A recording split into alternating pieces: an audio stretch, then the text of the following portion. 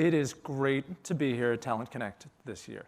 An amazing week of education and inspiration.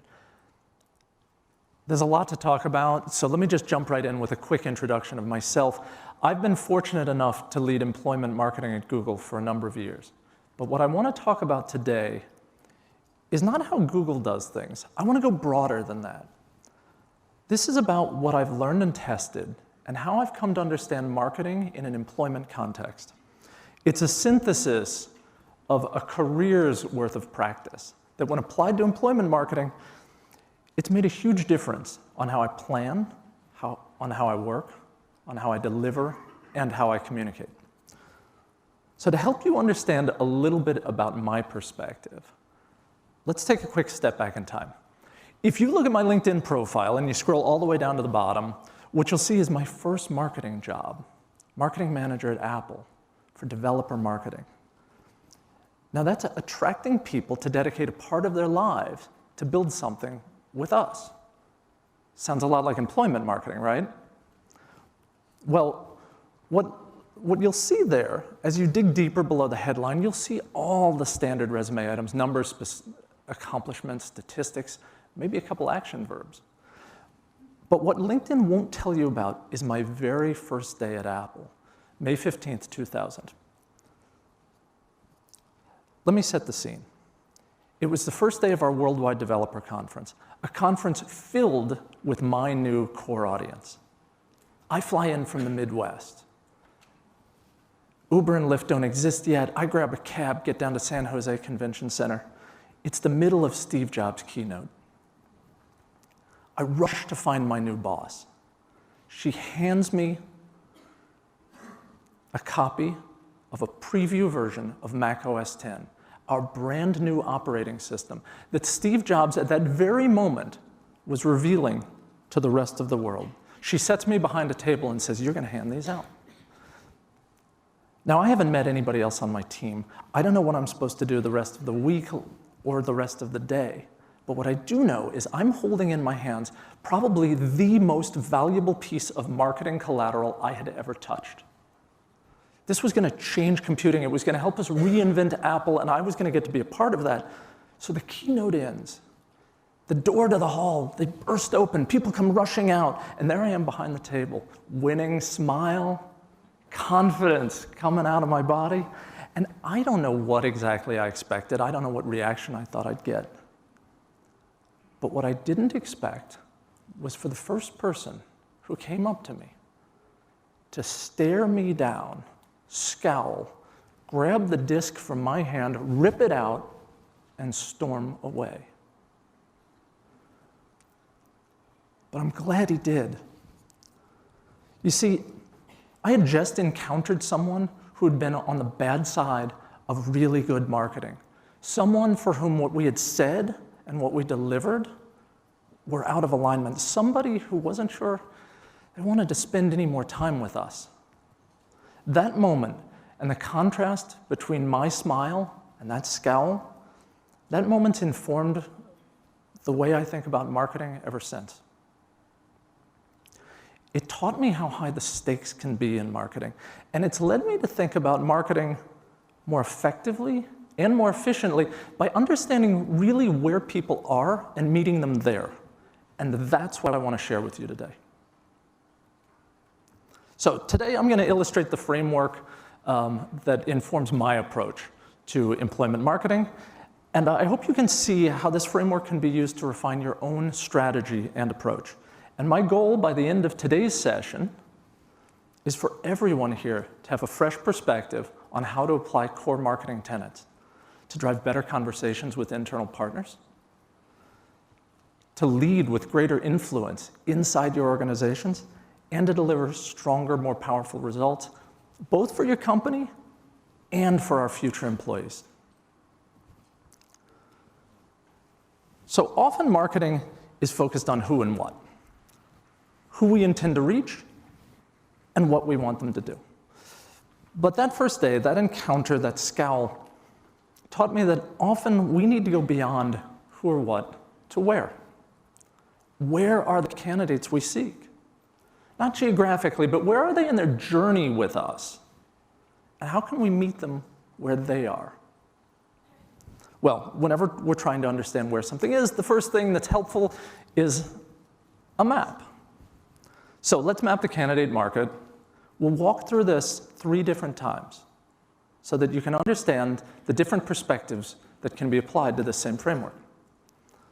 First, there's 2 components. We'll map them from low to high. Pretty straightforward. Intent to find a job, right? Is somebody comfortable where they are? Or are they ready to go? Second, is their intent to work for our company? Would they be super excited like they just won the lottery? Or a lot less so, like, I don't know, at least it's a paycheck. Or even worse, are we not relevant to them at all? So if we map these from low to high, we end up with 4 quadrants. You can see I was a consultant at one time. And in each one of these quadrants, the important thing to recognize is that in each one, there's a specific question that we need to help candidates answer on their journey with us. In the top right, we've got those who have a high intent to work for or at least apply to a job at our company, and they're in the job market. So the question they need answered is, why not? After all, I like the company and I'm looking for a job. The marketing we do here is about being present at a moment of interest, a moment of discovery. Our goal is to collect demand that already exists. They're looking for work with us, right? So boom, we're there. Right place, right time. Sometimes, though, that means we have to be present all the time. A classic example of this is mattress advertising. So stick with me for a second. In the old days, people would get the Sunday paper. Sunday paper would come in and there'd be a huge section of flyers advertising all sorts of different things, and you'd rush through those to get to the color section of the comics, right? That's Sunday, the color section of the comics. Every Sunday in those flyers would be an ad for a mattress sale, and you wouldn't notice it, not consciously. The modern equivalent is probably the podcast ad, right? For Casper or Helix that you skip right by. I don't know, use code TC2019 to get a discount. That's not a real discount, by the way. But you skip right by it, right? Consciously, it's not part of what you're doing. Until one morning, you wake up tired. And you think, oh, I need a new mattress. And on that day, you open the paper, and you think, wow, how fortunate I am. There just happens to be a mattress sale today. Now, that ad didn't create your demand, but it was there to capture it. It was there at the moment of need. I mean, why not? I need a new mattress, and I have the sense that I've seen this brand somewhere before. To the left is our second quadrant. Here are the brand believers. Okay, these are the folks who have high company affinity, but who aren't quite in the job market right now. For them, we have to answer the question, why now? They could be content in their current job, or they might think they're not ready to apply with us. Connecting with this group is really about driving a sense of urgency and sometimes building their confidence. This is helping people see the opportunity that comes with timelines, right? You see a lot of this in typical advertising, right? This week only, flash sale. While employment marketing is similar, it's a lot more nuanced. So here, helping someone recognize the right time might be around macro events, say a specific time of year, campus recruiting season, for instance, graduation for student hires, or personal events. Isn't it time you made a change? Or it might be around a specific opportunity at our company that our audience knows will be filled pretty soon. In building confidence, it can be about the confidence in our audience that they could be successful if they just tried. Letting them know that now is a good time because they're ready for the interview, they're ready for our process, and they're ready to do a great job with us. Now the third group, this one's interesting because they're actively searching, but they might not immediately consider applying to our company. For them, the question really is, why me? Now, years ago, when I was first thinking about this, I had originally written this as why our company. But that was wrong. It was wrong because it focused on promoting us, not on meeting them where they are. And as you all have just seen from my first day at Apple, that can be a really dangerous mistake. Why me at your company forces us to connect the needs of a candidate with what we have to offer. For this audience, we need to be relevant, and we need to be desirable, so much so that they intend to apply.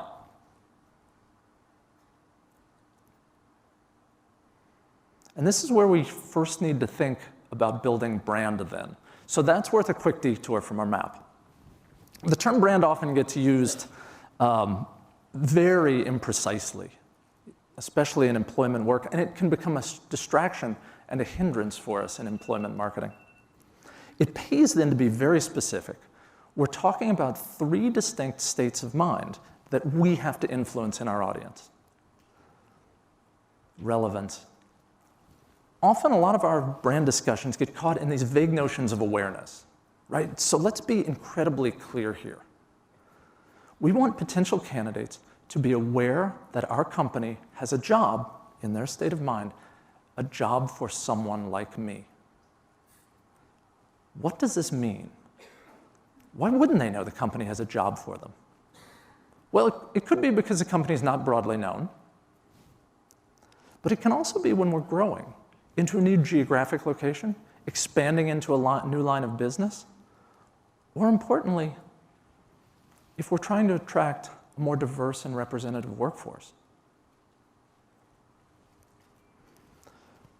One quick example might be Amazon from years ago when they were first building Amazon Web Services, right? They were already a household name. Everybody knew who Amazon was. But if you were an enterprise software salesperson, you might not have known that they had an opportunity that aligned with your skills and your career ambitions. Now again, keep in mind that someone like me stretches beyond skills and ambitions. It reaches a candidate's preferred way of working or immutable characteristics like race or gender or more. This is brand reaching people on a deeply personal level, and it's why relevance is the goal, not awareness. So desire is interesting. This is often the beginning and end of a lot of brand conversations, right? Can we look cool? Can we show off the office, our new perks? Where this really lands, though, is in its focus on factors that create desirability for the audience we're seeking. This is much more specific, and it's focused on their needs. I'll say a little bit more about needs in a bit, but for now, keep in mind that we're not trying to get people to find us attractive. We're trying to get them to find us compelling, to become infatuated, maybe even start to fall in love. Now, intent is the most often forgotten, right? Intent is the step between desire and action. It's a change in state of mind from I want to I will. It's a move from infatuation towards that first step of commitment, even if that's just a first date. Now, to give you a quick sense of the difference between desire and intent, let me have a quick show of hands. We'll do that again. How many of you here, you warmed up, how many of you here desire to be in better physical shape? Want to feel better, healthier? Yeah, okay. Now, how many of you intend to be in the gym today? Yeah, there we go. Neither do I, neither do I. It's a lot easier to build desire than intent, right? So as marketers, aim for the more difficult challenge. Now with that new perspective on brand, let's go back to the map. Our last quadrant here. For those with low job search intent and low company or brand intent, the question for them is why bother? Here, the most important thing is that our company builds significance, that we stand for something. It can be products and services. It could be principles. It could be our culture. But this work is largely beyond the scope of employment marketing. We can't neglect this area. It's just we can't do it alone. It's too heavy. This is a long-term investment. So if we're planning to enter new markets, if we're hiring for new profiles, or if we just can't find enough people to hire in those other quadrants, we have to keep this audience in mind. And we'll need to build partnerships across our business to succeed. One thing you should really notice here, though, is an important difference between the last quadrant and this one.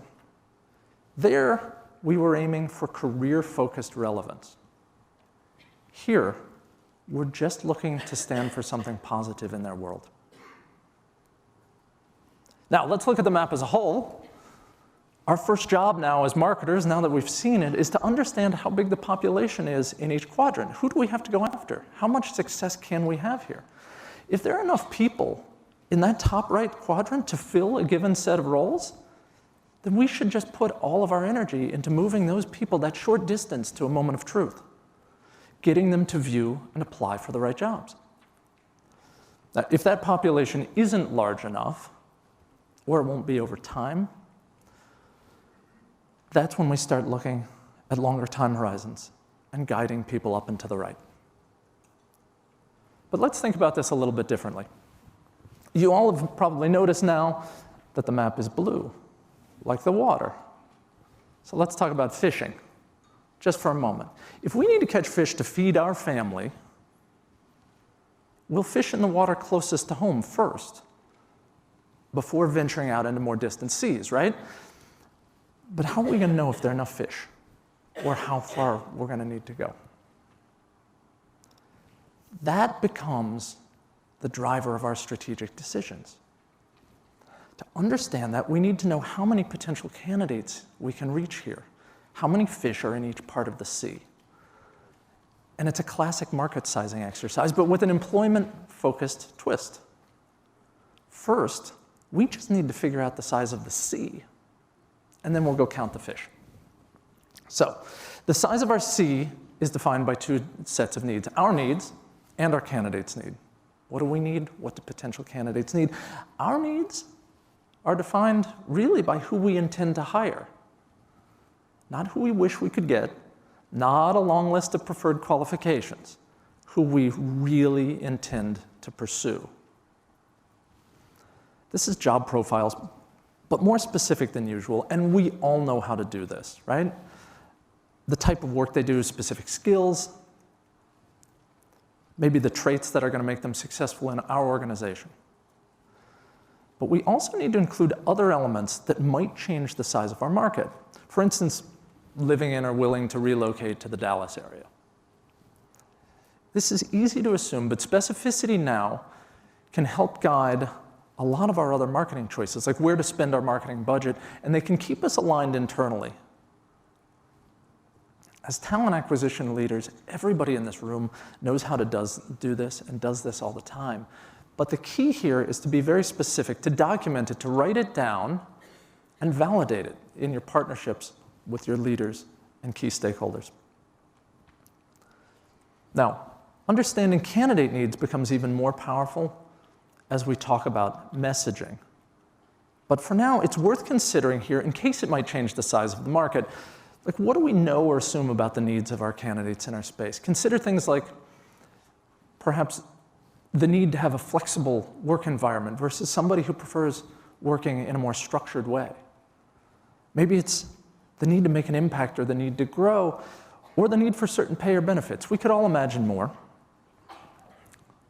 Some of these needs are going to be cost of entry. Those are the needs for us to attract a certain candidate at all. Those are the ones we need to meet in order to be considered. Then there's decision drivers. Those show up a lot more in messaging. Those are the items that we're going to overemphasize in order to make sure we're more compelling. For market sizing, let's focus on the cost of entry needs, and let's focus on the ones that we can fulfill. If we can't deliver on some of them, we end up with the same problem I had on my first day at Apple. We'll get the scowl. If we can't deliver, let's not chase people who need us to. Let's just admit that for right now, we're in a slightly smaller sea. Now, of course, as we start to count, we have to narrow these lists down, right? We have to narrow them down to things for which we can find data. But overall, once we know who we intend to hire and what needs we'll be able to fill, we can look back at the map and see how many fish are in each section. Here, let's look from far away back towards shore. First, all qualified candidates who will work in the type of jobs we're hiring for are going to fit in this population, minus those in quadrants 1 to 3, of course. To find the numbers, we can look for a range of data, including those from platforms like LinkedIn, considering job titles, job descriptions, and more. If there aren't enough people in the market at this point, then marketing is not our challenge, right? If there aren't enough people here, we have to find a way to generate supply. We have to bring more people into this market. But assuming there are enough people, or fish, if you'll stay with me there, then we're off to a good start. But remember, these ones are farthest from home. Now, in this part of the sea, remember, we have those who are actively searching but have no indications of intent toward our company. They could be applying for jobs, but not with us. They could be viewing jobs or searching, but not our jobs and not on our website. They might have only flipped the opened opportunity switch in an online profile. And you can see how we still need that external data, data from places like LinkedIn or other platforms, job boards, even Google search to help us out. And we also here need to have a sense of timing. Because these are active searchers, a good option for us is to understand, okay, what's the length of a typical job search here for this kind of role? And then use the timing based on that. So if it's 3 months that it takes somebody to find a job in this particular field, let's use that. Let's look at the number of people who are actively applying over 3 months, or those who have been actively viewing and searching in the last 3 months. Make sense? Some nods? All right, in this part of our C, we want to see the indicators of company or brand intent. This is getting exciting, right? They're getting closer. They have feelings for us, but we don't see current job applications, right? But what might we look at? Previous applications, we might count them. Thinking about time again, this is a little funnier because we could measure the length of time that somebody stays in a job between when they switch jobs. But the people here are probably staying in a role 2 to 3 years or more. And that is a long time apart to assume that somebody still has feelings for us. As a result, I found that 12 months generally works here. Similarly, job viewers who have looked at our jobs, again, whether on our site or elsewhere over the last 12 months, those who actively follow us on social media and engage with our content. This is tricky here. Remember, this is not all our followers. This is only the set of followers who meet the description that we laid out before. And you'll notice here that our data sources now become much more internal. So now we have closer access to this. We benefit from external data, but we should have most of what we need in our own accounts and from our own website. But now we're getting closer to home, right? That's fantastic. This is where we want to fish, but the population here has to meet our most narrow definition. But they are also the easiest to see. They need to demonstrate every trait from quadrants 2 and 3, right? Maybe followers who've applied to one of our jobs in the past, or job viewers who are open to opportunities. You could make your own list based on your data and what you see in the patterns of your own applications. But they're almost here. That's the thing to know. And this is where near-term performance happens. If you pull all of this data together, here's a quick example of how the talent market might look for a particular role. This gives us a sense of how many people there are available for us to pursue. And if 5,000 are close to shore enough, maybe we don't need to go that far. But what if it's hundreds, not thousands? How might that change things for us? Well, it depends on how many we really need to hire, and more than that, how good we are at bringing that 500 home. In an emerging space, there might only be 5, 9, 32, and 54 people in the world. Now, at that point, this is less about scaled marketing and much more high touch, right? So you might notice that the numbers here conveniently add up to 100. So everybody can have, did anybody get that? So you can get a sense of percentages as well really quickly, right? There are exceptions, but generally more than 80% of the market is actually going to be in quadrants 3 and 4.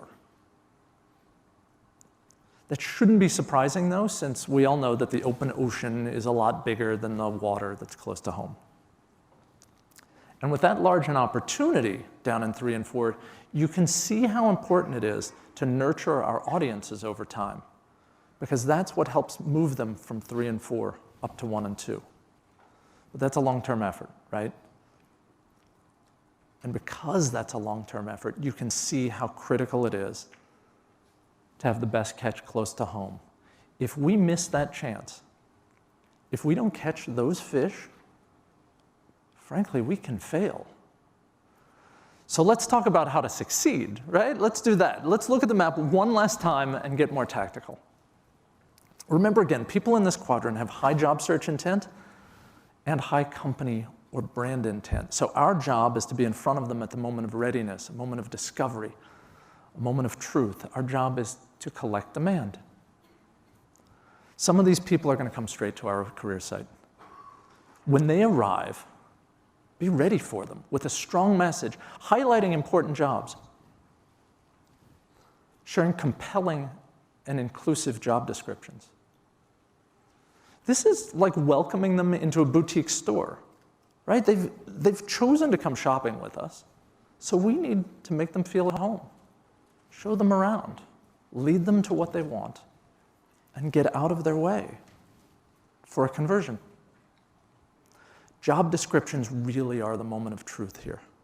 Potential candidates must see themselves, their needs, their aspirations, and their capabilities in these descriptions. When they're qualified, they must recognize themselves and have the courage to apply.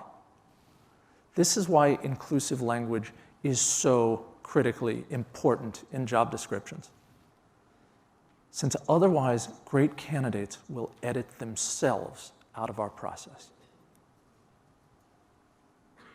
Now, if potential candidates don't come directly to our site, then we have to go be present where they want to find us. This is like making sure our product's on the shelf where they like to shop. So imagine we sell toothpaste. If our toothpaste isn't on the shelf at the store where our candidates like to buy toothpaste, we're missing out. But in employment, this means distributing our jobs on general job boards, maybe like LinkedIn, specialty job boards when relevant.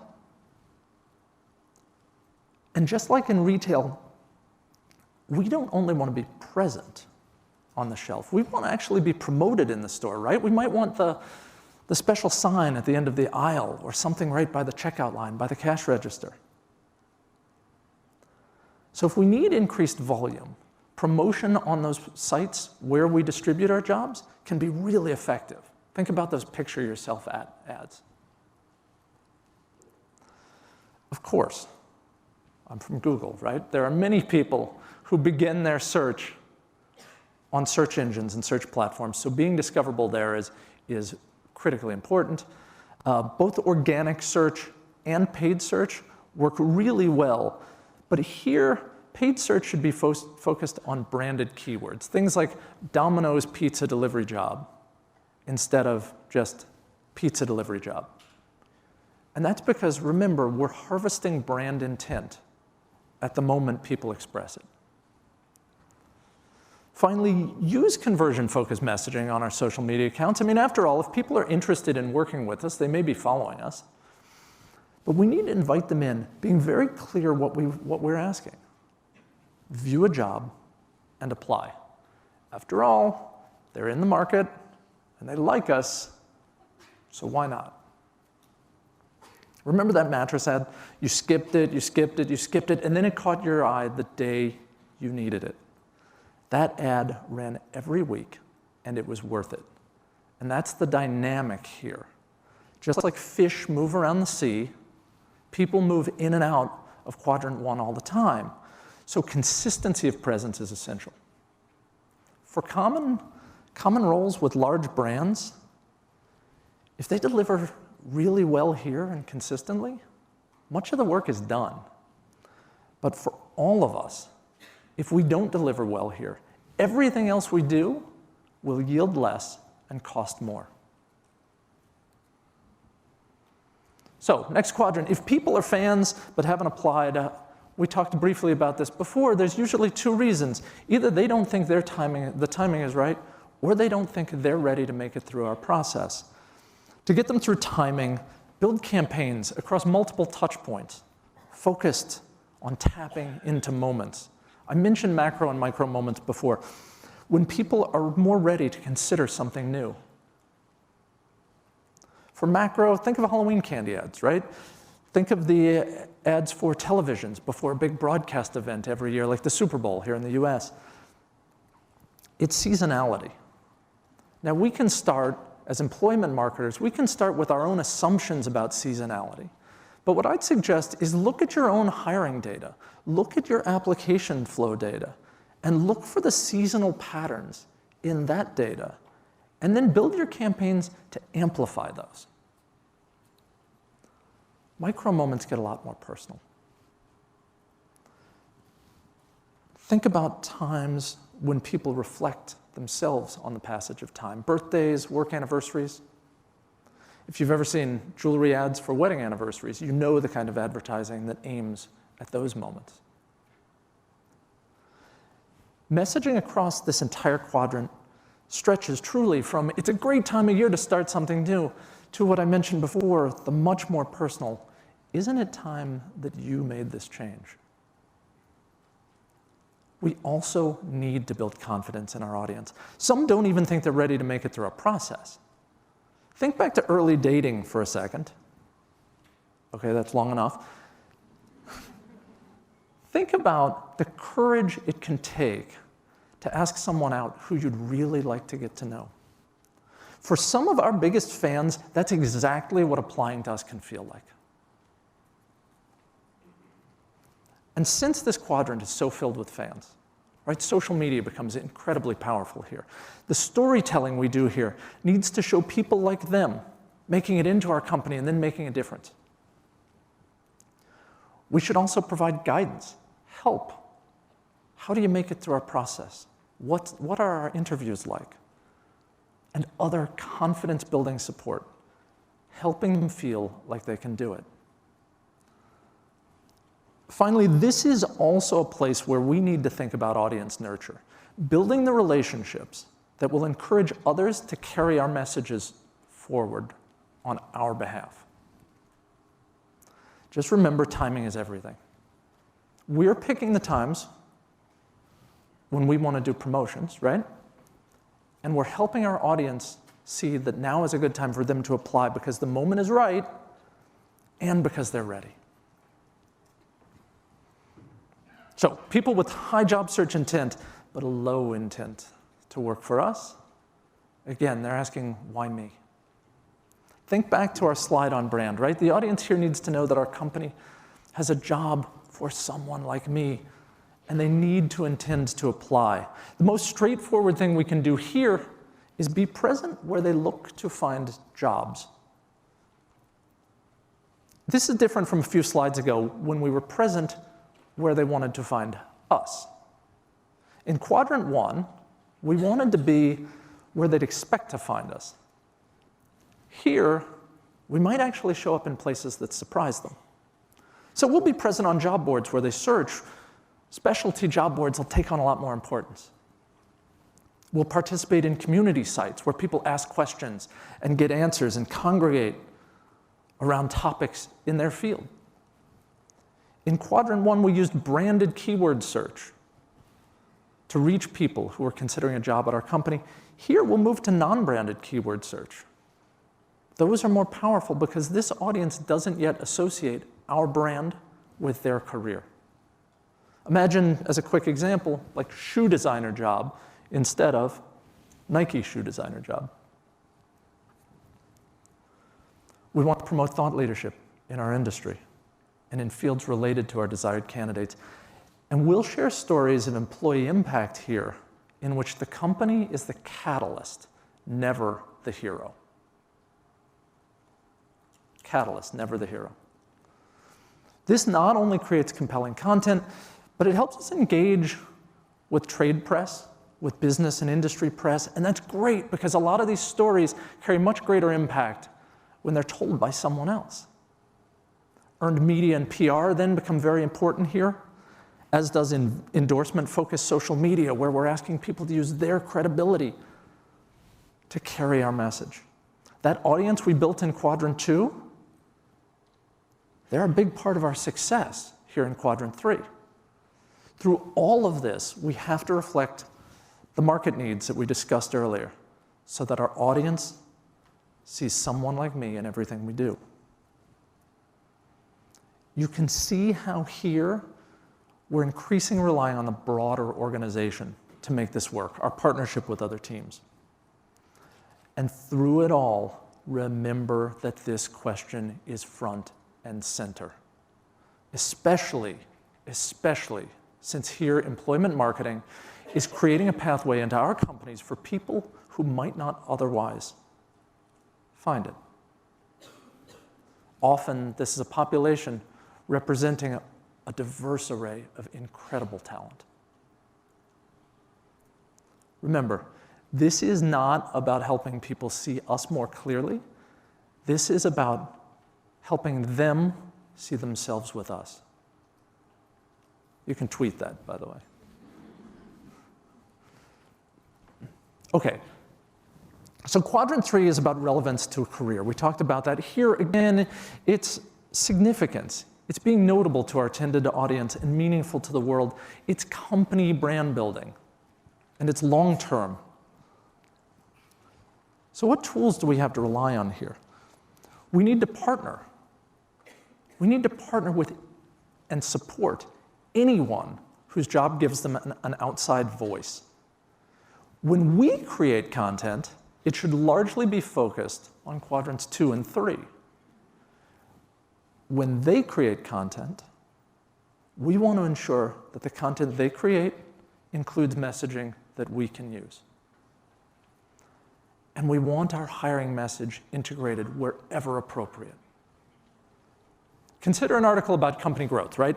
Wouldn't it be helpful if a quoted executive could mention hiring as a proof point of our commitment to grow in a particular area?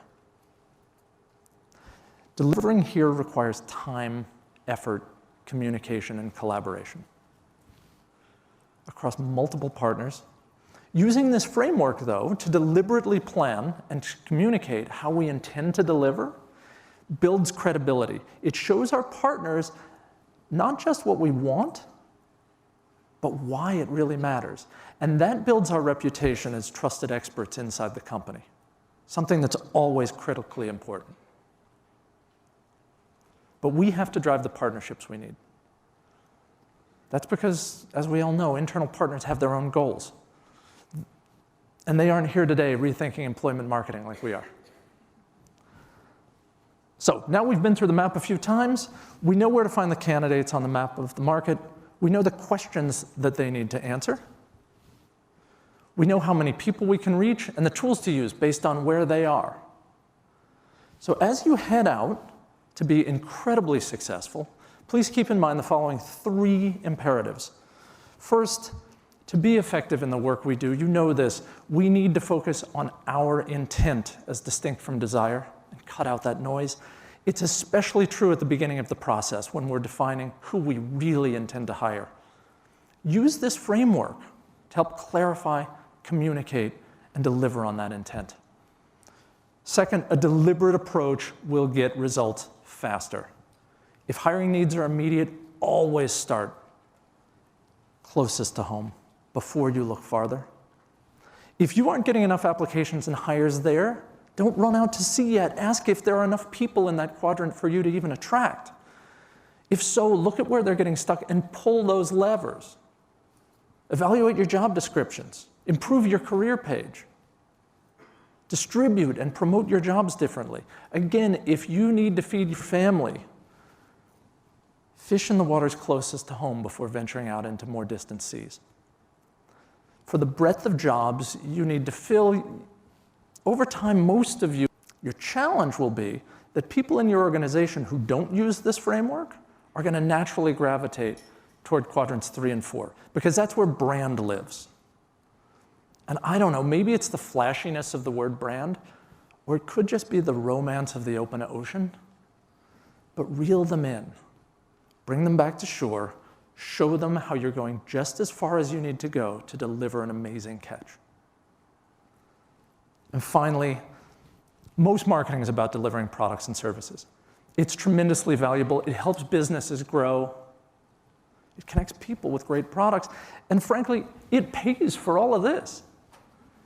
Employment marketing is different, though. The stakes are much, much higher. In other marketing, it's hard enough to get people to part with money, but they can often get more. Here, we're asking for something that nobody has enough of, and that's time. So we, as marketers, need to reach a higher standard. We need to be more well-rounded marketers. We need to have clear intent and take deliberate action. Because in the end, we're attracting the people who are going to stand next to us and invent the future. And what a compelling mission that is. Thank you.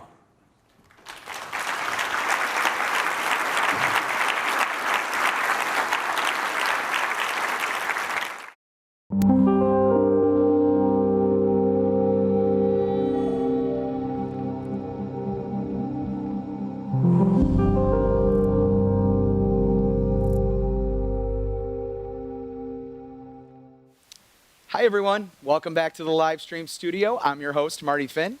Joining me now, we have Chris Voss, who is an ex-FBI negotiator and the CEO of Black Swan Group. Chris, thank you so much for joining us today. Yeah, my pleasure, Marty. Happy to be here. Thank you. It's great to have you at Talent Connect.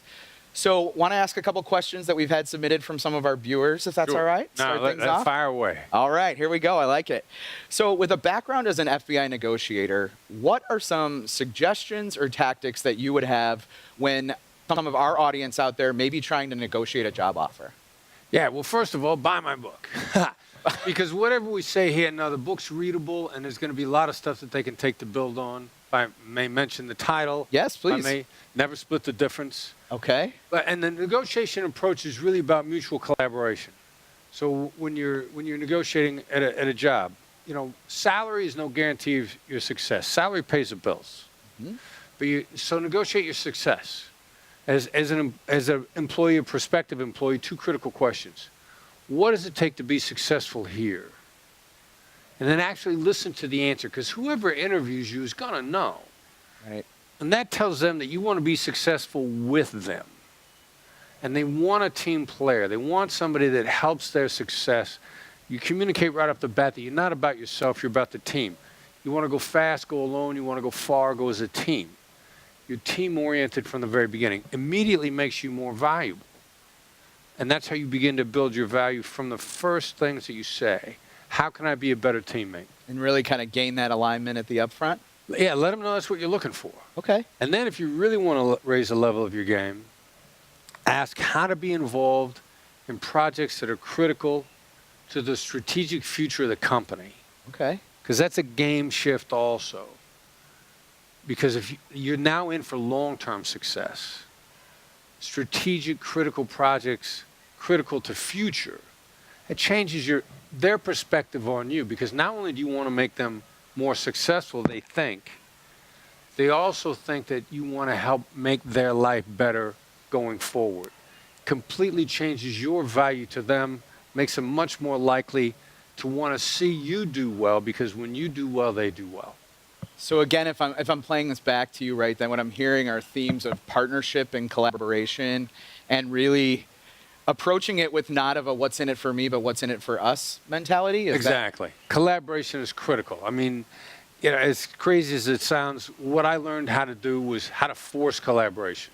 Right. Whether you want to collaborate with me or not, I'm going to be so overwhelmingly collaborative that eventually you will. Okay, can you actually share a little bit more about what overwhelmingly collaborative means to you? You get combative with me, I'm not going to get combative. Okay. You know, if you get defensive with me, I'm not gonna go there with you. I'm gonna stay calm. I'm gonna stay focused on how do we succeed together.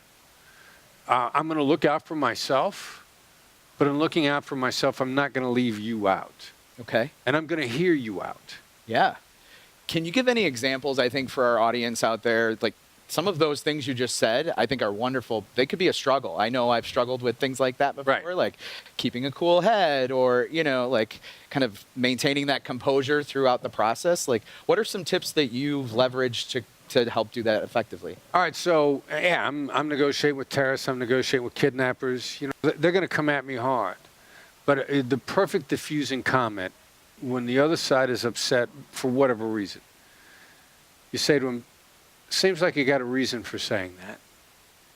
You know, that indicates a genuine desire to hear the other side out. It's actually a really diffusing thing to say.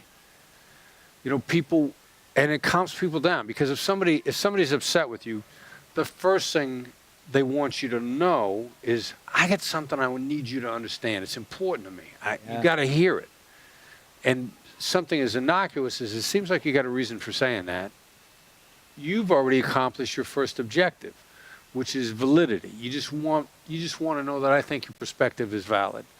You're going to be a lot more flexible with me after that. Yeah. So really kind of getting past that first layer and maybe we talk a lot about vulnerability. Right. You know, and kind of helping. That's kind of like, I guess, your first step at trying to get someone to open up a little bit more. Yeah, and it's a great point. I mean, it encourages vulnerability because you're afraid to be vulnerable because if you're vulnerable, you also feel defenseless. Right. You want to know you're not going to get attacked.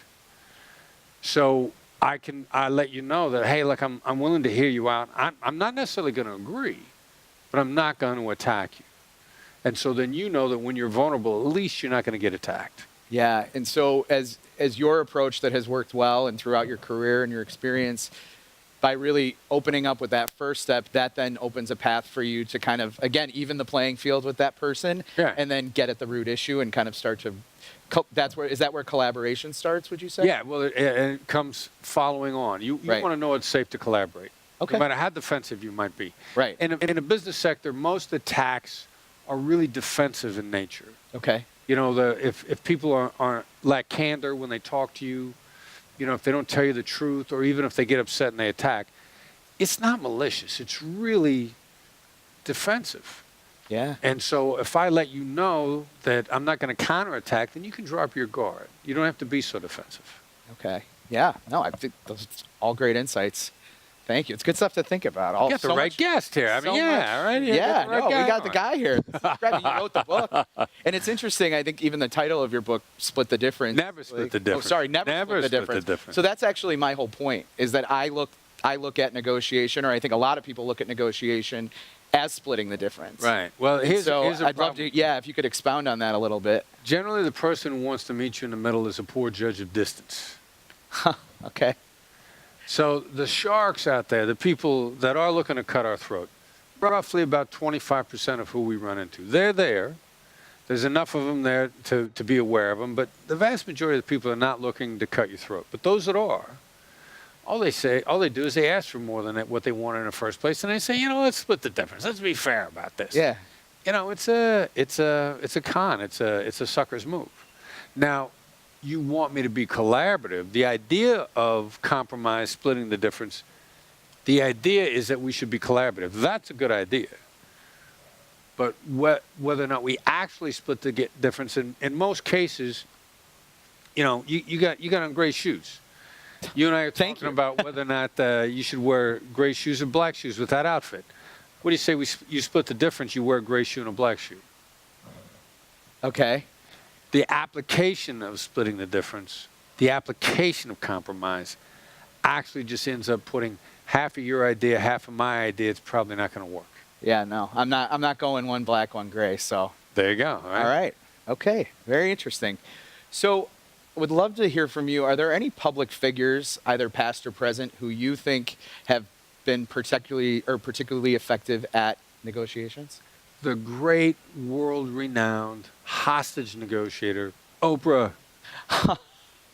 All right. I mean, I'm all on board with the O train. So, like, Tell me more. Yeah, all right. So first of all, let's think about the distances she's covered with her approach to life. Yep. I mean, from where she started to where she is, there are a few people that have gone that far. So who is mad at Oprah? You don't know. It's a sign of a great negotiator. You have to think about it. Open conflict with Oprah. Now, Oprah has a history of dealing with the touchiest people on the planet, Hollywood celebrities. Yeah. Now, I know in point of fact, because I've had some conversation with people behind the scenes, that Oprah's had to lay down the law with some of these people. But you don't know anything about it Yeah. because she does it so well. Lance Armstrong. That was a negotiation. She gets Lance Armstrong on for an interview. He knows in advance that he's going to admit to everything. She has negotiated in advance. I'm going to ask you a series of yes or no questions, and you're only going to answer yes or no. And then you're going to get a chance to explain, but every one of these questions, yes or no. That's a phenomenal interview. That's a phenomenal negotiation. And is Lance Armstrong mad at Oprah? Not that we know of. He hasn't mentioned it to me if he is. But. You know, and he hasn't come by the house to let me know he's mad at it either. Right. So when you look at her track record, phenomenal accomplishment, long-term relationships, clearly financially successful. I'd take Oprah's money any day of the week. Yeah. And there are a few people on the planet that wouldn't. Right. Phenomenally globally influential. She didn't get there by being a pushover. She's not a pushover. No. But you can get what you want without being a jerk. Yeah. And you can get what you want without abandoning long-term relationships. And she's the perfect example of someone who can do that. Awesome. So can you talk a little bit about, you mentioned relationships, and I assume that plays a big role in any negotiation. So what would your best advice be when you're negotiating with someone who you are coming in cold? I have to assume in your career, you don't know many of the people that you've dealt with, right? Generally, I didn't know the terrorists in advance. Right. You know, we didn't go to school together. Exactly, yeah. You guys weren't hanging out after work. So how do you start to build that rapport and that relationship? Like, what are some tips that you would suggest? Stupidly simple. Hear the other side out. Okay. The Stephen Covey advice from way back when, seek first to understand, then be understood. Put a slight tweak on that. Okay. Seek first to demonstrate understanding. Seek first to hear the other side out so you can make your point. We sit down, you got stuff you want to tell me. That's why you're sitting down with me. Right. You got stuff that's on your mind. You got stuff you want me to know. I might as well just hear you out. You're not going to listen to me till I've heard you out anyway. Mm-hmm. You know, let me hear you out. Some of your ideas might be perfect for me. Yeah. The only way I'm going to know that your ideas are awesome for me is to hear you out first. Yeah. And then you're going to feel collaboration. I mean, one of the descriptions of negotiation is the art of letting the other side have your way. Okay. That means I got to hear you out first. Right. Understand what their way means. You're going to have some stuff that you want to do that works really well for me. Okay. And if I agree to that, then you're vested. You're going to want to execute. You're going to want to make it happen. You're going to feel like it was a partnership, like it was a collaboration. And then we're going to have long-term success. Okay. Great. So as the CEO of a company, you do hiring. You've hired people over your career. What questions do you ask in an interview? We're at Talent Connect with, talent professionals. Everyone's trying to up their craft. What questions do you ask during an interview? What makes you happy? What do you like? Where do you want to be in 5 years? Okay. How can being with me help you get to where you want to go? If we can make that happen, then you're going to love working with me. If you see it as part of a broader thing, there are broader goals in your life, then working with me facilitates that as opposed to taking time away from that. There's going to be stuff that you're really into that'll be perfect for me. And if there isn't any, you're never going to be happy with me on my team. So let's talk about where do you see your life in 5 years? How can I help you get there? The other thing too, then, if those things match up, then I got an awesome employee for at least 5 years. Right. Because again, I think it comes back to what you said earlier in our conversation about that mutual alignment on what does success look like, and how do we work on that together. And then, that takes some of the other factors that people traditionally negotiate around, kind of makes them secondary, I think, right? Right. And as a boss, Right. I'm probably more ambitious for you than you are. You know, I got one guy working for me now. He says, I hope, maybe. I said, what do you want to be in 3 years? Maybe be a supervisor and be in charge of somebody who's working for me. And I'm like, no, I want you to be the supervisor of your supervisor. Right. I don't want you to get 10% raise. I want to double or triple your salary. I want you to be so successful that you're making 3 times as much as you're making now. And that opens people's eyes. Like, wow, what are the possibilities? I want to be more ambitious for my people than they are for themselves, so that they can take their life to the next level and me along for the ride. Well, yeah. I mean, that's a manager's job, right? Theoretically. Yes. But a lot of people, it's easy to get a little bit of tunnel vision. Yep. To not see how great we can be together. Yeah. We're going to go want to go far, go as a team. Absolutely. Much more powerful than one person. Right.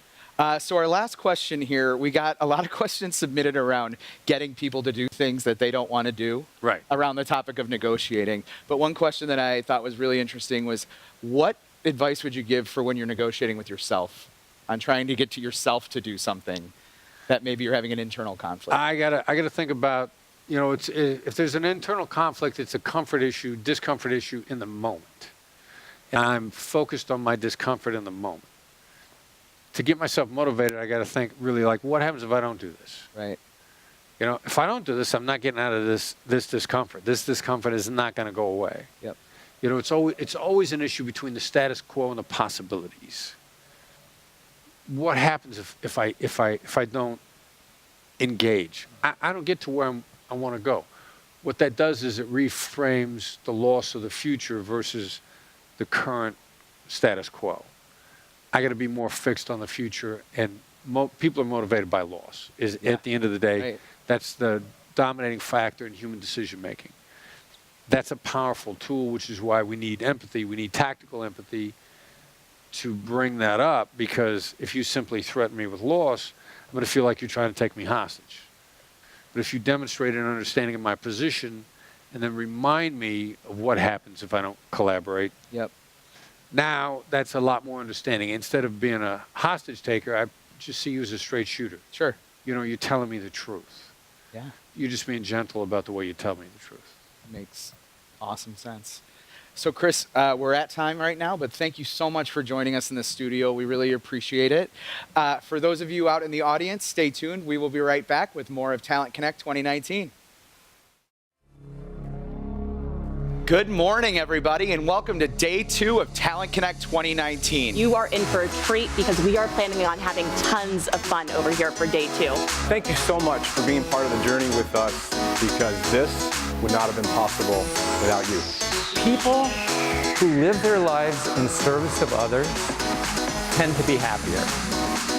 Collectively, we can start to make this belief a reality, to create economic opportunity for every member of the global workforce together.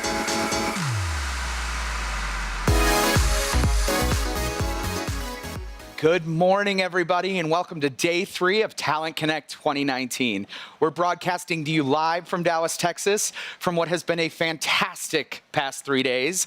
I am your co-host, Marty Finn. I'm a leader on our customer success team out of LinkedIn's Chicago office. And joining me for the third and final day, is my friend and co-host, Noelle Fakori. Hi, everybody. So good to spend day 3 with you. My name is Noelle Fakori, and around here, I'm LinkedIn's cheerleader and senior manager on the employee experience team, and we are ready to end with a big celebration for day 3. Thank you. We also want to say thank you all at your home or office for joining us on the live stream this week.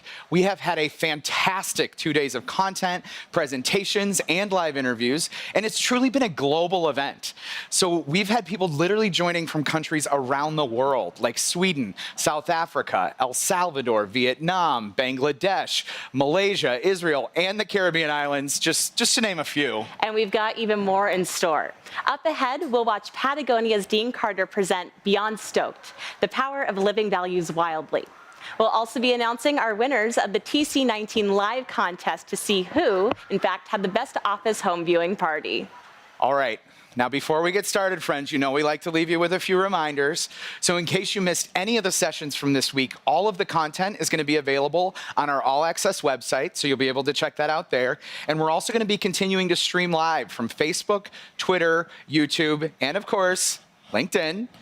So join the conversation using hashtag TalentConnect and continue to ask your questions, give us feedback. We love hearing from you. And without further ado, it's finally time to kick off Day 3 Talent Connect 2019. Have a happy Friday, enjoy everything we have in store, and we will see you later.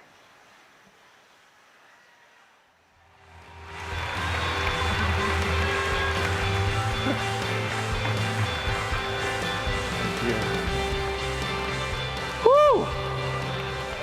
Wow. Woo!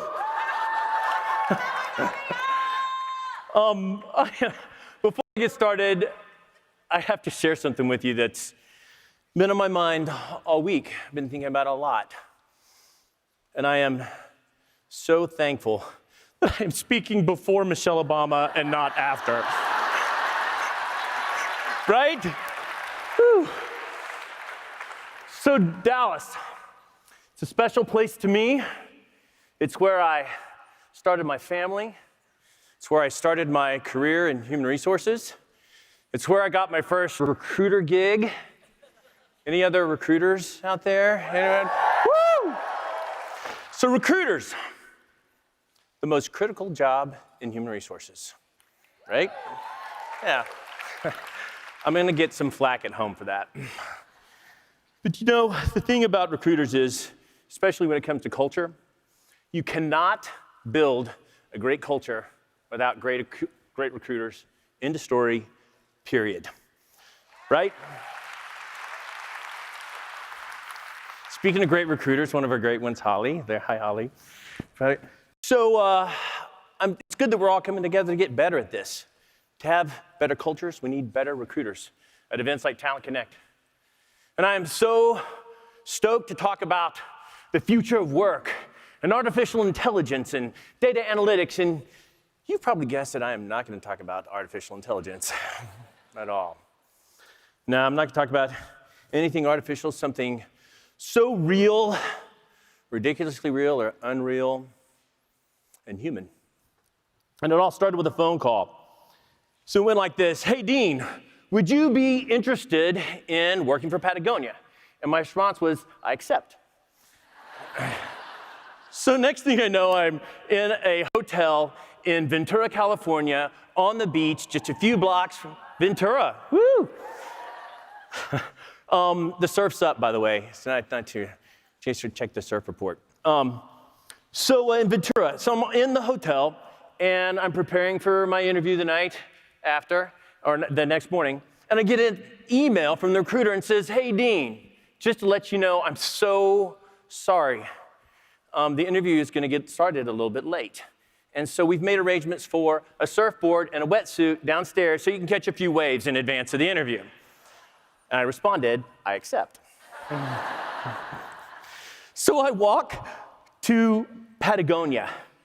And as I'm walking there, I am thinking about what it could be like to work for this place.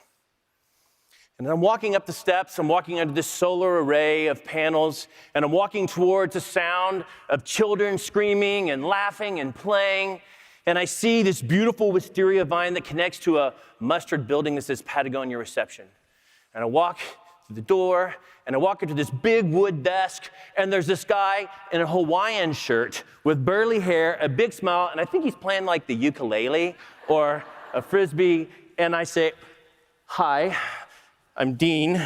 And he goes, dude, I'm Chipper Bro. Chipper Bro.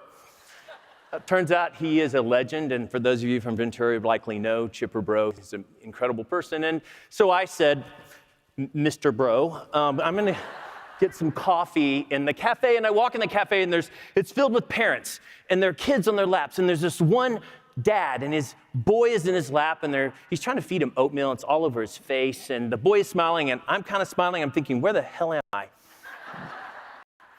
So I go to the interview, and it goes well. Next thing I know, I got the job. I really do get to say I accept. And I'm stoked because I'm working for this guy. Yeah, that's Yvonne. He's 80. I talked to his wife the other day and said, how's Yvonne today? And she goes, oh, he's great. Got a good surf in. So I'm so stoked to be working for him. And I feel like I'm ready for this moment. I've spent a career understanding how to do the things that you need to do when you run HR. And things have been going well. I had this article written on MIT about predictive analytics on attrition and mood. I had been working with McKinsey, and I was a keynote in the future of healthcare. And above all that, I'm concerned about our planet. I'm concerned about what it's going to be for my daughter and her grandkid and their children. And I want them to have clean air and clean oceans, and I want to do my part to make a difference in that. So that's why I'm stoked to work for this man. Thank you. So this is me and Yvonne, surfing, like ready, I'm ready to go. I'm ready to increase engagement and control medical costs and save the planet. And this is me. Yeah. I found out real fast that all I had learned, I had a lot of unlearning to do, a lot of rethinking about what it's all about. And a lot I learned from this man. Actually, this is the beginning of Patagonia. This is our innovation incubation lab. So in Yosemite. So Yvonne, as you may know, started out making pitons. He was a climber, and the pitons are the things you bang into the side of the mountain. But when you do that, you destroy the mountain a little bit, and he didn't like that. So he invented another kind of piton. Turns out other climbers didn't want to destroy the mountain either. They were very popular, so he ended up opening up a blacksmith shop in Ventura, California, where it still is there today, near a surf break. You know, most companies move for a tax break. We moved for a surf break. So the company grew, and his family grew, and his concern for this grew. He wanted to make sure that as he's growing his business, that he would grow a business that was different, a business that could inspire, could think differently, would be an unbusiness, would think about how we handle people differently. And he wanted to do something that could save the planet. And over time, the mission of Patagonia evolved from doing less harm in the process of making the things that we make to where we are today. Simply put, as we're in business to save our home planet, there's no other reason for Patagonia to exist. Bond says there's no business if there is no planet. What's the point in having great businesses today if the ocean is polluted for your grandkids tomorrow? And we are all in for this every day. And this isn't just a slogan. It's driven by the business model. So for example, you may know that we give 1% of top line sales, not profit, 1% of top line sales to local grassroots environmental efforts, resulting in hundreds of millions of dollars over the time. Thank you. Even if we don't make a profit, we still give 1% to the planet. And then in November 2016, something happened that made us a little more concerned about the planet. And Black Friday's coming up, and so we didn't know what to do. So we have to do something. We can't just have business as usual because it's our biggest day of the year. So we thought about it, and a junior marketing person, hadn't been with the company very long, said instead of 1% to the planet, let's give 100% to the planet. So on Black Friday 2016, we gave every single penny of top-line sales to the planet. $12 million in a day. $12 million. And the thing about this is, it's not about giving the 12 million. It's a message to me as an employee. This is what's important. Our mission is where our mouth is and where our pocket is. We're giving away this all the time. And you know what? It upsets people sometimes. Some people are super stoked about this, and some people are super upset. But this is what we're in for every single day at Patagonia. And I know things get written about Patagonia because our voice is pretty loud, like the coolest company on the planet. Or recently, Rose, our CEO on the right, and Tim Cook were featured as the most innovative companies on the planet. Or Inc. saying our voice was very loud in 2018, but you know what? I really don't care about those things. This is what I care about, what our employees think. And they are stoked beyond belief. Super stoked. And this doesn't happen by accident. This happens because we know what we're doing. Yvonne wrote a book years ago called Let My People Go Surfing. Anyone else read Let My People Go Surfing? A few? Okay. Is it like tattered and worn the way mine is, like dog-eared and yeah. So this is a collection of what we're about, the philosophies and guidelines and the values of Patagonia. And what I've learned, not just from the book, but my experience at Patagonia, I've learned what a value is. Every company I've ever worked for has values, right? It's in the handbook. Then I realized values are those things that you value beyond the bottom line, beyond an ROI. Just for example, raise your hand if you're a parent. Oh, a few out here. Okay? Do you value your children? So that's a value. One of your values is your children. What is the value of your children? What's the ROI on your children? Not. I have one too. My point is, if it's a value, you don't expect an ROI. You just do it because it's the right thing. You're not expecting an ROI on your children. You're doing it because you care about them and it's the right thing. That's what a value is. And that's what I think we all need to be thinking about. And everyone knows what the values are at Patagonia because we're reminded of it every single day. And I wonder, in your company, what are the values? I'm not talking about the ones that are in the book. I thought about companies I've worked with in the past. What were our values? What do we value beyond the bottom line? That's what matters. And as recruiters and leaders in HR, that's really what we're hiring to. So, of course, we get these values expressed in very ridiculous ways at Patagonia. So no surprise that for a company whose founder wrote a book called Let My People Go Surfing, we let them surf. And what this means is when the surf is up, go surf. When the powder's down, go ski. And these are real pictures of people working at Patagonia. So these are some interns who went out for a surf for a while. This is some field testing. On the bottom corner, that's our boardroom. Actually, one of several boardrooms. And the point of this is we hire people who love being outside, people who love the outdoors.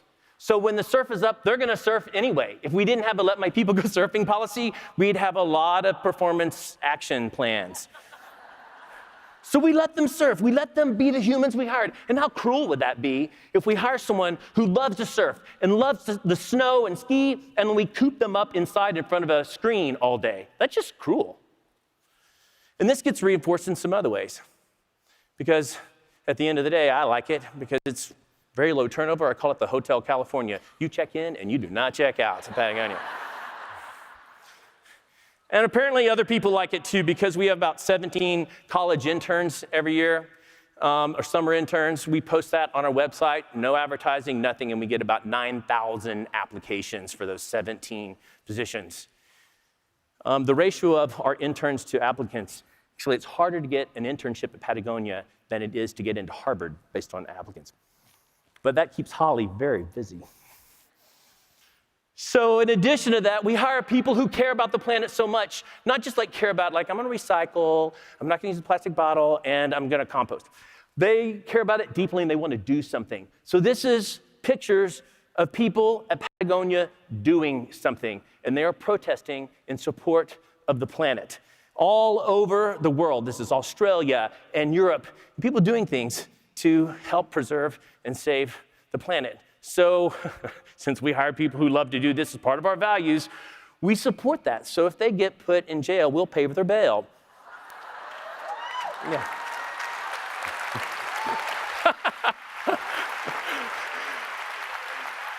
Because if we don't, they're gonna still be in jail and not at work. Wild horses could not keep them, for example, from the Youth Climate March on Friday. So we just closed all the buildings and everyone just left and marched with the youth. Yeah. But You know, if jail and bail are not your thing. Oh, by the way, first time in my career I've ever sent this text to the head of HR in Europe. Who is in jail? No one, thankfully, no one, thankfully. So in addition to doing something doesn't mean protesting necessarily. It means getting your hands dirty, doing repair in wild places. And so if that's your thing, we'll pay for up to 2 months of paid leave for you to go wherever in the world and help endangered species. And hundreds of people at Patagonia go on 2 months of paid leave all over. I've done that for my environmental leave. Mine was not as cool. I cleaned up sea lion poop on the Channel Islands, which was really great, but it's really cool to see them go back into the water. My point on this is we know what our values are ridiculously, and we lean into them in ridiculous ways, and we help people live those values ridiculously because it wouldn't work any other way. So there's what comes to our recruiters. So our recruiters are looking for people who share these values all the time, but we're not looking for like climate control drones. We're looking for people who bring something else to the table. We're not looking for culture fit. We're looking for culture add. And to do that, we're looking at the entire resume on LinkedIn. We want to know the whole human that we're hired. I've made posts to say, could you please tell us who you are? I don't believe that everyone in this room is just a collection of degrees and experiences, right? We're human beings. We get out and do things. We care about things. I want to know what your interests are. I want to know what you're volunteering for. I actually want to know that you're volunteering because I want to know that you care about something beyond yourself. So put those things in your profile. Let us all know the humans that we're hiring.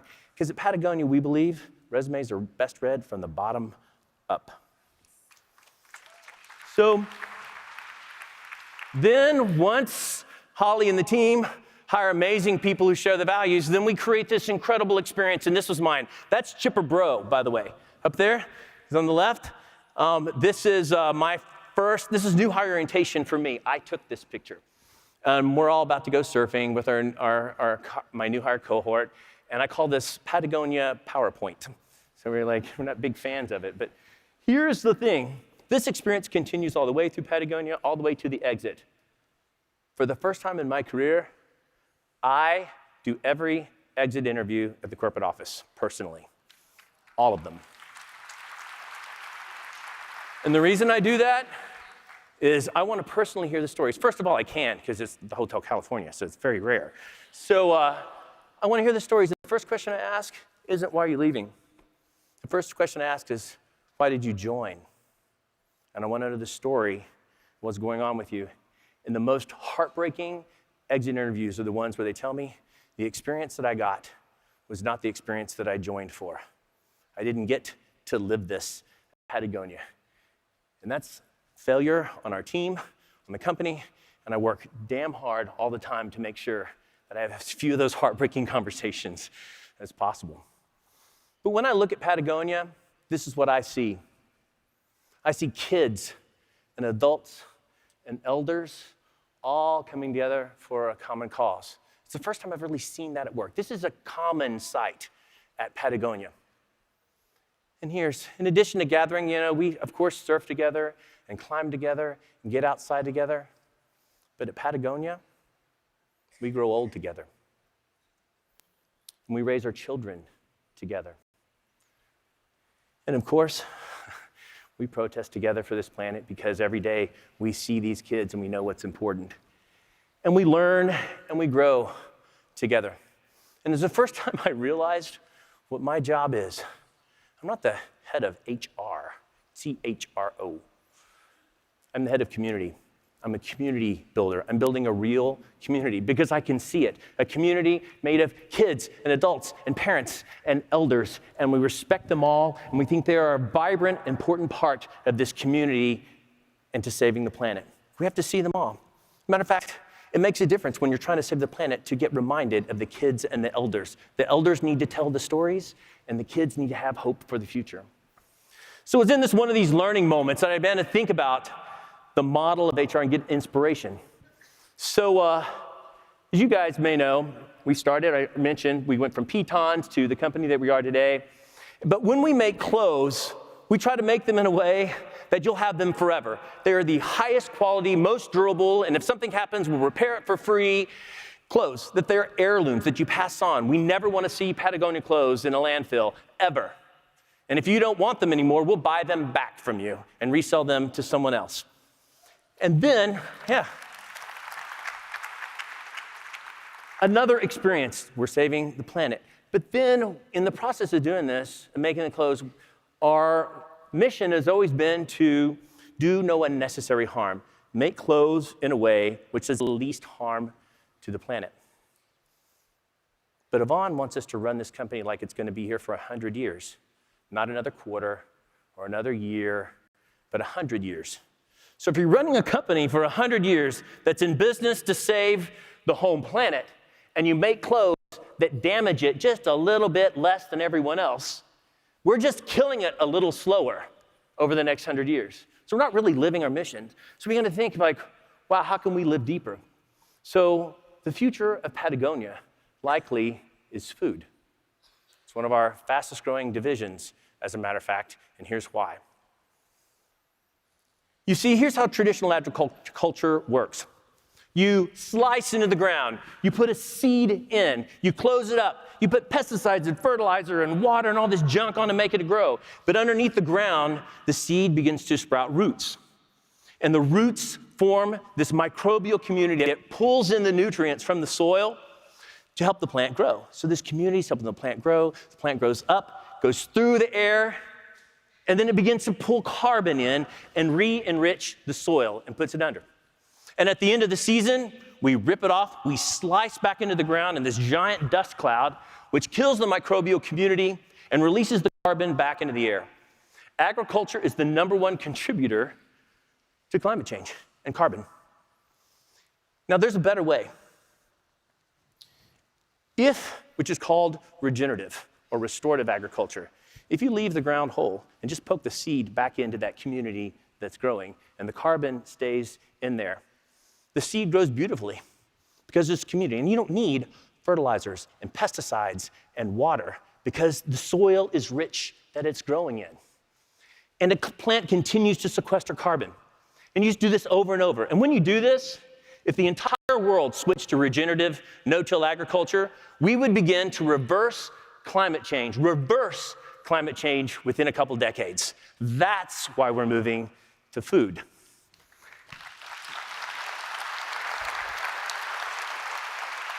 So, I thought about this, regenerative, restoring to a better state. What does that mean for human resources? Let's see. We have extractive processes. What processes are we putting back into people's lives? What process starts out with a lot of planning, and a community comes together to help this thing grow? And you go through the year, and at the end of the year, it's this big slice dust cloud moment, and everyone's like, oh, and then you kind of start the whole practice again.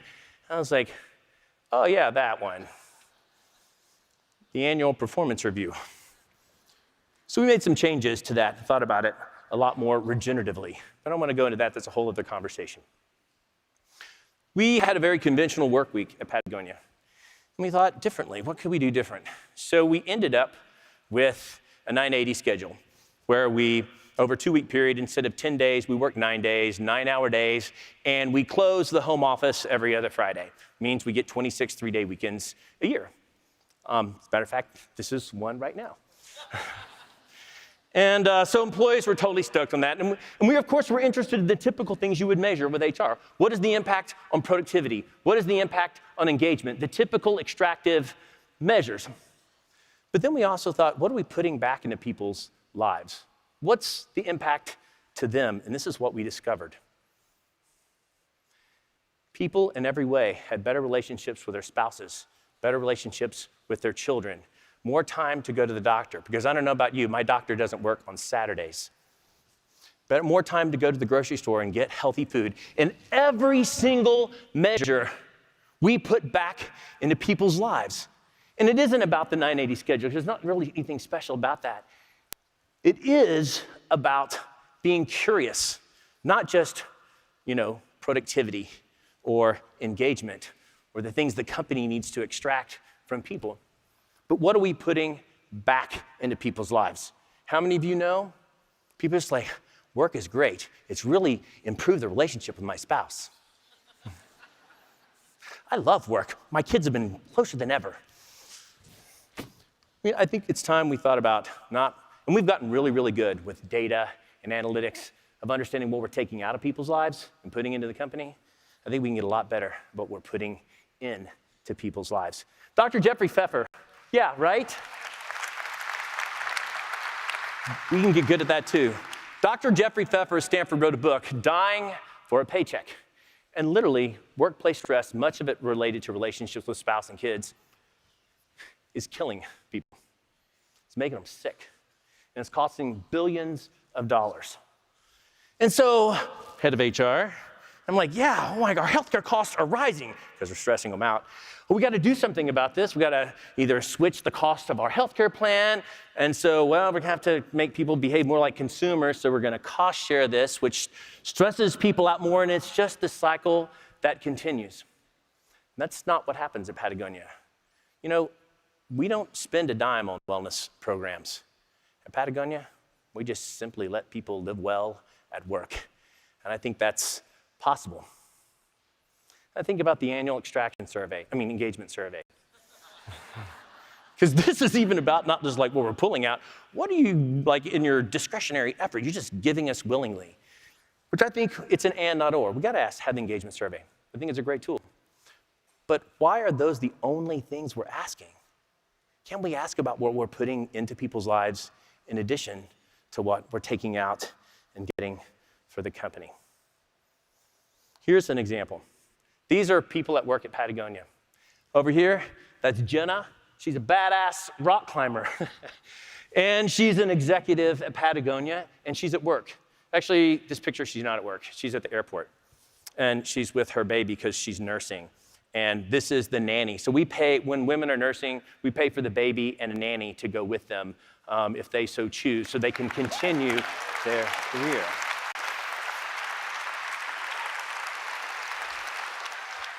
And these are a couple things. That's Julie. There's a meeting. She couldn't leave, so she brought her baby with her. That is Jimmy with his beautiful baby girl. And Hector, whose daughter now knows that work is not some mystery place her father goes to. Kids at Patagonia see their parents at work every single day. And I see Jimmy on the lawn reading books to his kids, or other dads feeding their kids. You know, 52% of the kids at childcare at Patagonia are for dads whose moms don't have childcare, so they bring their kids to work. Rob Tadlock's an attorney, had a baby every single day. One of our attorneys walking in, baby Jane on his arm, walking in like this, said Jane on his desk, does his attorney things, sets a blanket on the floor, plays with her a little bit, and takes her down after he feeds her. What would I have given as a dad to have been able to do that? Right? As a dad. I don't even have kids at work at Patagonia. Mine is long grown and gone. And it just makes me happy. Like seeing them, when you see a kid looking at you and smiling at you with oatmeal all over their face, you laugh and smile too. You cannot take you seriously when kids are looking at you. And of course, for the company, that means some good things. 100% of women, just about, return from leave. Whereas in the rest of the industry, 25 to 30% of women do not return from leave after having a child. 25 to 30% of women do not return. Let me just put that. What if 25 to 30% of men did not return every time a child was born? What if? Be a little different, probably. And because of this, I didn't do this. I didn't start childcare. This was done 40 years ago. So women have had the benefit of this for a long time, and that means we have equity in leadership all over Patagonia. We have equity in pay all over Patagonia. Not because we did something special, we just allowed women to perform at the same level as men without the burdens and them leaving work, right? I don't think women are asking for something special. Just let me work and let me bring my kids, right? So this happened. So understanding what we're putting back into people's lives, I did some research. So I'm like, what is this thing? And I discovered a magic number, 27. Basically, men and women make the same pay from college all the way through age 27. And at 27, the gap begins to grow and grow and grow all the way through age 40, and then it levels off. Then they did some more research. The average age for the first child in America is 27.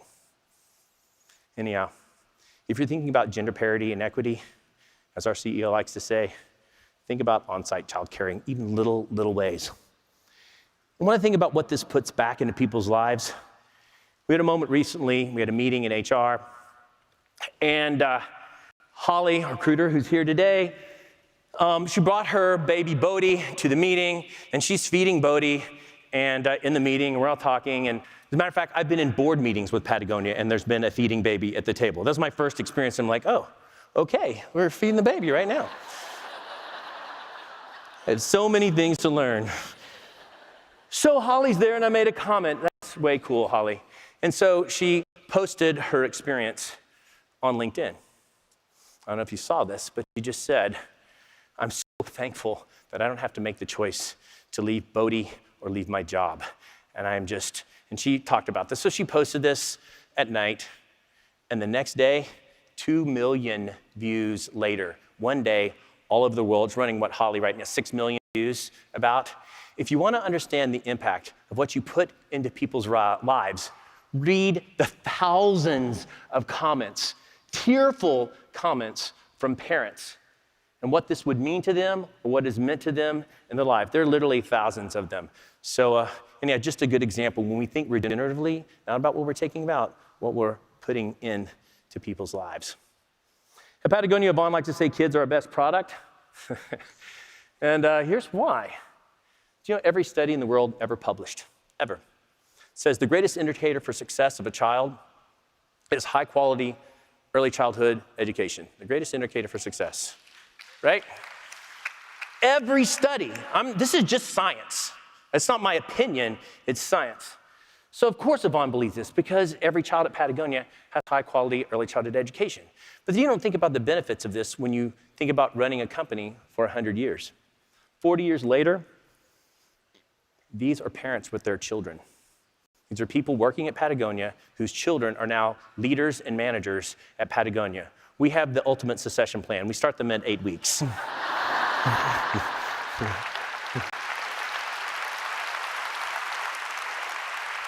You see, this is our first head of marketing with her beautiful baby daughter, Carissa. And that's Carissa today with her daughter, who's now in childcare at Patagonia. See, sometimes when you do the right thing, I don't think Yvonne knew, and Melinda, his wife, or Jennifer, when they started childcare, the impact of what it would be 40 years later. Are you thinking about what we're doing and what it's going to mean 40 years later, the decisions that you make, how it could still be here 40, 50 years, 100 years from now at the companies that you're at? Start to think a lot differently. So here's what I want to leave you guys with. Thinking regeneratively about talent and what we're doing for people. When you know your values and you hire them for your people, let them live them ridiculously. Let them be the humans that you hired. And here's the thing, when you know your values, find something ridiculous to support it. Like every company should have some jaw-dropping way of supporting who you are. And realize that we're not just filling job recs to cram into job descriptions, to squeeze out performance management for some objective at the end. We're hiring human beings. We're building communities, and that's what matters. And along the way, don't just hire for culture fit, hire for culture add. Think what else in the community you're bringing together. And when you think for 100 years, make sure that the people, perhaps their kids, are better for the experience that you're there creating for them. You know, Vaughn, he didn't start, let my people go surfing to win the war on talent. Certainly wasn't thinking about that. A lot of times, he didn't do it for ROI. When we think about ROI, I often get asked the ROI on childcare, by the way. And we have an answer. We wrote a book called Family Business. So if you want the numbers on the ROI, the real ROI on childcare, we wrote it in the book. But after being asked this question a few times, I often want to say, that is a great question. What's the ROI on your parking lot? I'm like, parking lot? We did not do an ROI on our parking lot. I'm like, okay, so why are you asking about the ROI on childcare? Values parking lot. Why is this the thing that has to have an ROI to exist? You know, we did not have a bail policy because we read it in a white paper. We decided, oh, Deloitte says we should do this bail policy. We should do this. And we didn't start childcare because of trend. As a matter of fact, 9% of companies have childcare, and it's going down. It's going down. So it's not a trend. But 9% of companies, we're on trend for this. 9% of companies do allow dogs on campus, and that's going up. So here's what I want to think at the end. When I think about what we put into people's lives, I think about what we put in our own lives. And I told you I grew up in Dallas. And every day, I went from Dallas and I dropped my beautiful daughter up to the Presbyterian church just blocks from here. And I drove to work with her crying and screaming. And I went to work and watched engagement rise and healthcare costs close. I think about the decision I could have made that could have made a difference in my life. And since I'm here, perhaps some people out there in Dallas, in your life, I want you to think regeneratively about what we're putting back into people's lives, about what we're putting back into planet, so we have great kids and clean air and fresh water and planet and incredible places to work for all of us. It's a 980 day. I should be off work today, and I'm here with you, and I wanted to share this with you because I want us to think about change. And I'm so thankful for this opportunity, and let's go make a difference. You can do it, guys. Thank you. Thank you. Welcome back to the All Access Studio. I can't believe we are at the end of our 3-day live broadcast from Talent Connect. Over the last 3 days, we've seen an impressive lineup of speakers, learned a lot, and had an amazing time in the studio. We sure did. As we wrap, we want to say a special thank you to those of you watching the live stream and joining the conversation from around the world on social media. We have loved reading your comments, so please keep sharing in the conversation using the hashtag TalentConnect. We had a couple folks out there who were particularly great participants this week in social media and had some really awesome contributions. Momo, a human resources consultant from LA, Shazia, a chemistry lecturer from Saudi Arabia, and Matthew, a senior programmer from Canada. Shout out to you guys. Thank you so much for participating. And now we get to my favorite part. We get to announce the winners of the photo contest. Here to announce this year's winner of our 2019 photo contest, it's Alex, Elizabeth, and Maddie from Nutravolt. Welcome, everyone. Tell us a little bit about who you are, where you're from, and what you do. So my name is Madison Murray. I am from Austin, Texas. I'm a talent acquisition specialist at Nutravolt. And Nutravolt is a nutritional life sciences company. We specialize in pre and post-workout supplements. Amazing. I'm Alex Caparel, and I am in the Austin office as well, and I am a talent acquisition specialist. Great. And my name is Elizabeth Nichols, and I head up talent acquisition for Nutravolt. And how has your Talent Connect experience been so far? So much fun. We've met so many great people. We've learned so much. We have a lot of ideas to take back. All the right things. We Yes. love hearing that. Very good. Well, on to the submissions. We've seen some amazing viewing party photos shared by our incredible viewers over the past few days. And here are 3 of our favorite examples. Check out the great smile from Emma McKee, an employee experience specialist joining us from New York City. Chris Woods, a senior recruiter for Mars in Europe, is watching home with his pup Milo. We even have that LinkedIn employees tuning in. Giles shared this photo from LinkedIn's Dublin office. Sorry, Giles, great photo, but you're not eligible to win the contest. Can't blame a guy for trying, right? These photos and so many more entries made it tough to pick a winner, and the folks who will receive 2 tickets to Talent Connect 2020, which is going to be in Boston, Massachusetts. But tough decisions have to be made, people. So, without further ado, let's announce the winner. Can I get a drum roll? And the winner of 2 tickets to Talent Connect 2020 in Boston, Massachusetts is Sharon, a talent acquisition manager for Outback Steakhouse. Congratulations, Sharon. Woo! Woo! All right, Sharon. Sharon, we love that your entry was really committed to helping pay your experience forward in the vein of helping others grow. And we're so excited to have you join us at Talent Connect next year. Congratulations to all of our winners. Remember, all the presentations from this week will be available on demand on our All Access website later today, so don't forget to check it out so you don't miss a thing. So That is an official wrap on Talent Connect Live 2019. Noelle and I want to take a quick second to thank the entire LinkedIn marketing team and all of the cast and crew who have made this live stream possible. We appreciate all of the work. And we want to thank you all for joining us this week. We look forward to seeing you next year. See you then.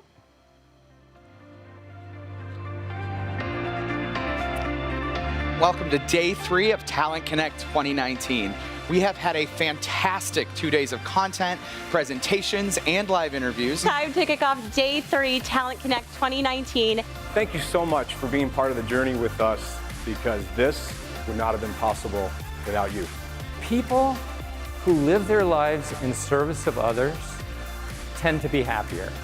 Collectively, we can start to make this belief a reality, to create economic opportunity for every member of the global workforce together.